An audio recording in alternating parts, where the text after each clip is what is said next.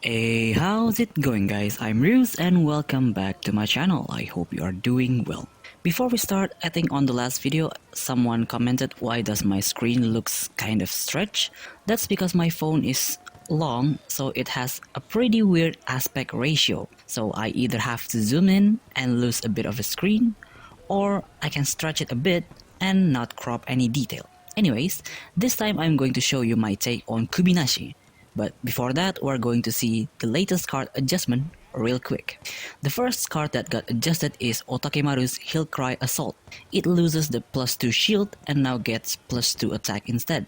The effect now lets you attach a Magatama to Otakemaru. The old attack immunity when you have Magatama is still there. I think this is a great buff because the +2 shield with attack immunity doesn't make sense. I'm glad they buffed it, but Otakemaru is still pretty meh. And then we suddenly have 3 buffs for the new Shikigami, which is surprising since it hasn't been that long since they got released. Crimson Knight now has Nightfall 5, gain +2 attack during this combat. I think this card is now even better. I said in the pack review that this card can almost board wipe. Now it definitely can board wipe. The next card is Kubinashi Evolve. I think for new player you might get confused what has changed. But now, the Nightfall 3 isn't once per turn. You can activate that effect every time he deals damage to the opponent player. But the Nightfall 7, however, is once per turn, which is fair in my opinion, because Nightfall 7 isn't once per turn. This card would be much better than his SSR.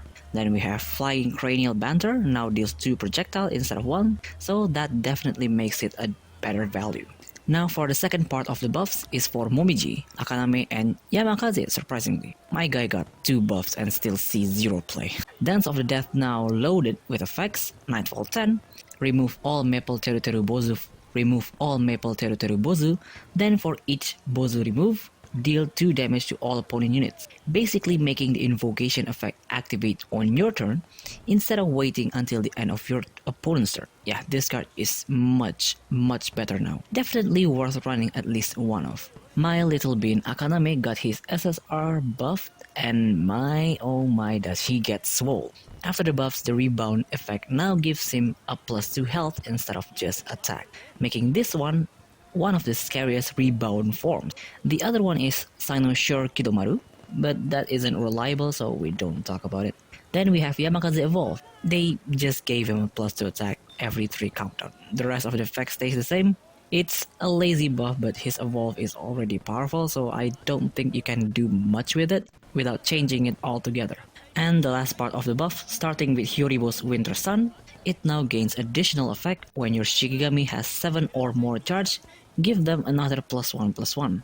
Yeah, I think this is okay. Definitely a cool card to use as setup for finishing move, but I would rather they gave it fast keyword instead of the +1 stats to be honest. Next is Kappa's River Song. It now deals 3 projectile before activating the rest of the effect. Kappa is still bad, but the buff is pretty nice. And the last card is our lovely rabbit on the moon, Oitsukigami's Moon Alert. It now has Rebound. Hell yes! This is such a great buff. This is really great value for Divination Blue. It really helps with consistency and putting back cards like Prank or Oni Strike that you want to be on top of your deck. And that's about it for the card adjustments, so let's jump into the deck rundown, shall we?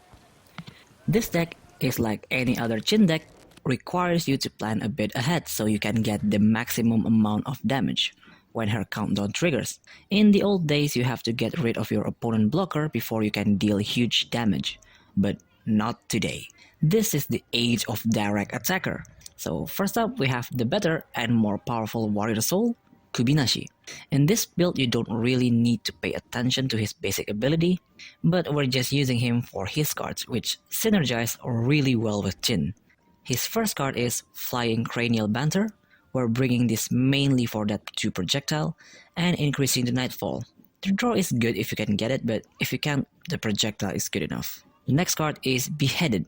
Now, this is the card that will absolutely smack your opponent in the face, because this card will deal damage straight to the opponent's player when Kubinashi attacks or gets attacked.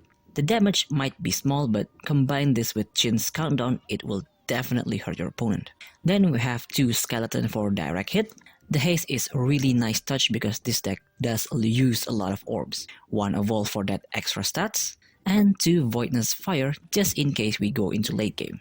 The next is our other direct attacker and blocker, Furi. Furi is definitely a great Shikigami for pushing damage, and he even puts blocker with decent stats. To use Furi is really simple, just use him to attack when the combat zone is empty. If not, use his card to clear the combat zone, or just deal damage straight to the opponent's life. The important card to bring here is just Windmill Thunderfire Shell and Leap. The rest of his card is completely up to your taste. Then we have the core of this deck. You've already seen me use Chin a lot of times now. Her ratio is still the same as usual. 2 Feather Regrow for death draw we desperately need. 2 Poison Erosion for emergency when you literally got nothing to block your opponent's attack. 2 Evolve. This card is non-negotiable. You want to play this deck, you need this at 2. 1 is okay but not recommended. Then we have 2 Fatal Attraction for that emergency heal. Lastly, we have our stall option and Projectile Slinger. We mainly want to let Kinara just sit at the back with her Palace Silence Hall. It's a good card to slightly reduce the opponent's damage and build up a bit of Nightfall. Then we have 2 Show Shade. This card not only deals 4 damage to the opponent combat zone, if you land the luck check, you also get to deal 4 damage straight to the opponent's face. This is an insane amount of damage in this deck. Then we have 2 Horn Voice just to get rid of that pesky back row Shikigami, and 5 damage is usually more than enough to snipe them. And if you land the luck check, 6 damage. Then we have 1 Evolve. You don't necessarily need it, but it never hurts to get extra Kinara cards, unless you get the other 2 forms, which is pretty bad. And lastly, we have 1 End No Return. If you can get the opponent's life to 10 or lower and you reach level 3, this card is pretty much instant win, no question asked. And that's about it for the deck rundown. This deck playstyle is really simple, but if you're not used to it, you will definitely run out of cards very quickly. The key point of this deck is timing and learn when to use the cards effectively. So for now, let's move on with the replays. Our first match is up against a full-on Nightfall deck that also brings Kubinashi. This match I'll show you that some Nightfall Shikigami can be good without caring about the Nightfall counter. Ideally we want the first turn, but we are completely fine even going second. You want to prioritize getting Chin's Evolve or Kinara's level 1 form on your starting hand. They will activate Straining Waraningyo, targeting our Kubinashi and pass.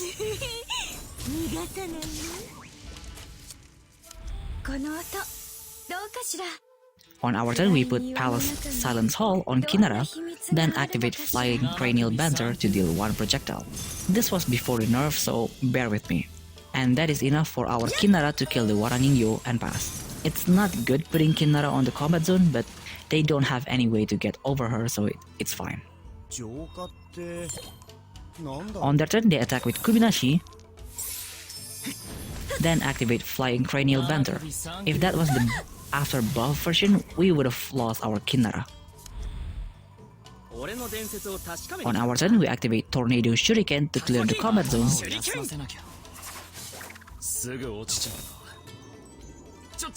Then attack directly with Furi, dealing 4 damage and putting a blocker on our zone. On their turn, they use Ushinotoki to attack. That means they don't have her cards in hand, so they are willing to let her die. On our turn, we get a double level up. I choose Kubinashi since we have his form, so we activate Feather Regrow to get that -2 fragile, then put Skeleton on Kubinashi. And because this form has haste, we can direct hit for 5 damage and deal extra 2 damage to Russet Sparrow and pass. This is basically how you play the deck. Time your cards well and you could easily deal 5 to 10 damage every 2 turns. And oof, he got smacked with the voice. After that, our Chin got hit by Destroy Projectile, but that's alright. On our turn, we're not gonna let them gain more cards, so we kill their Kinara with our own voice, then direct attack with Furi and pass.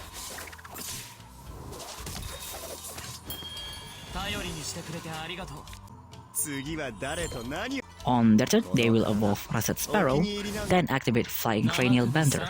That will remove our clone, and as expected, they want to deal that extra damage, so they attack with Kubinashi.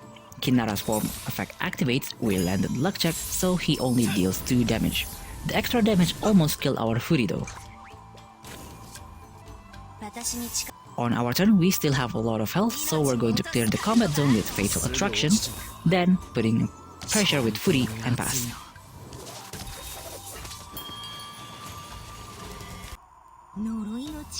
On their turn, they activate Substitution Wara Ningyo on Kinnara for some reason, then attack using the Wara Ningyo. Kinnara will get killed by her own ability, and they got rid of our blocker and pass.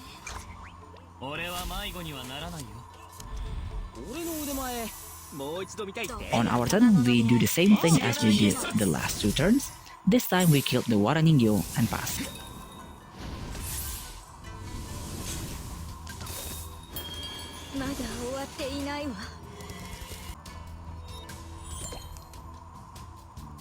On their turn, they activate Cursed Fire. Ooh, that hurts quite a lot. They killed Fury and Chin. Then they buried our Kubinashi with Russet Sparrow and passed. Well, we still have a lot of lives and they can't deal huge damage, so we're just going to chill for 2 turns. On their turn, oh shit, they put the level 3 form on Sparrow. That's kind of yikes, but they still need like 4 whole turns to finish us off with that. On our turn, we top deck Kinnara's Evolve, and we also landed Luckcheck. We got another copy of Voice and our finisher card. And oh boy, it's going to be good. We now have 6 Nightfall, and with this, we're going to close the curtains for this match with End No Return. Our second match is up against Cooking Shikigami with Suzuhime. In this replay, I'll show you how we deal with Shikigami with huge stats. We got the second turn again, but our starting hand is looking pretty fire. We keep 2 Evolve because we need to close the game fast before they got too big.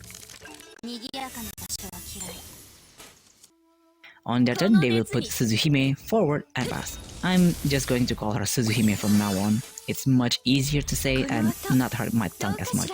On our turn, since we don't have Kinnara's card, we're putting her forward and pass. On their turn, they activate Flickering Starfire, then activate Pot Seasoning to cook and pass. That's smart, putting Shokure there because our Shikigami doesn't have enough power to get over it. On our turn, we activate Feather Regrow to trigger her countdown once more, then activate Beheaded. This will allow us to deal 6 damage straight to their life and put a blocker on our zone, and that's why this card is so good. On their turn, they activate another Pot Seasoning, killing our Kubinashi, then activate Falling Sakura to fully heal Shokure and pass.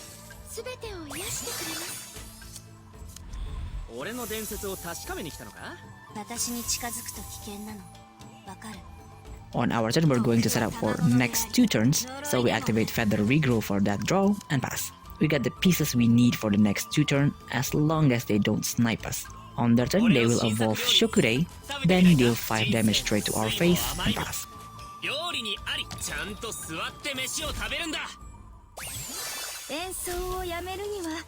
On our turn, we put Palace Silence Hall on Kinnara, then use Voice to snipe their Amezaiku before they can snipe us, and we pass.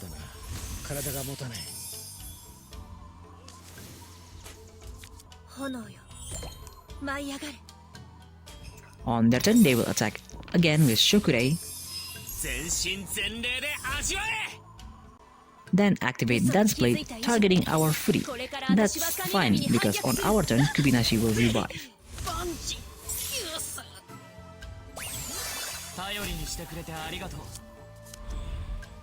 On our turn, we evolve Chin, then activate Fatal Attraction, gaining back our life to 30 and pass. They might have big stats, but if they leave their combat zone empty, we're just going to rush them.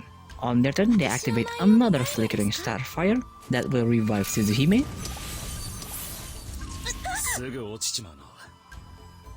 Then they activate Renaissance.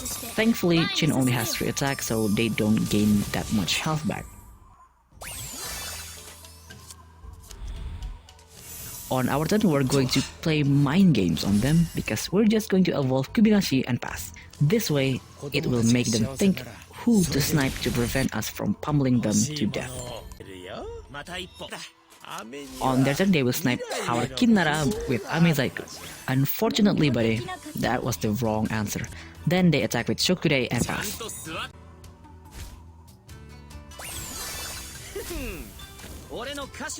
Well then, this is their last turn, so on our turn we put Skeleton on Kubinashi, then evolve Chin once more, before dealing a whopping 19 damage straight to the face. And with that, we win the game. Well, that's all for today's video. I certainly hope you enjoyed it. This is definitely a fun deck to play around with. It's simple, it's powerful, and pretty cheap, since the only SSR you need is Chins. Let me know down in the comments who should I do next, and if you want to support the channel, I have Patreon and Ko-Fi links down below. And as usual, if you have any kind of feedback, leave it down in the comments, and see you next video. Bye!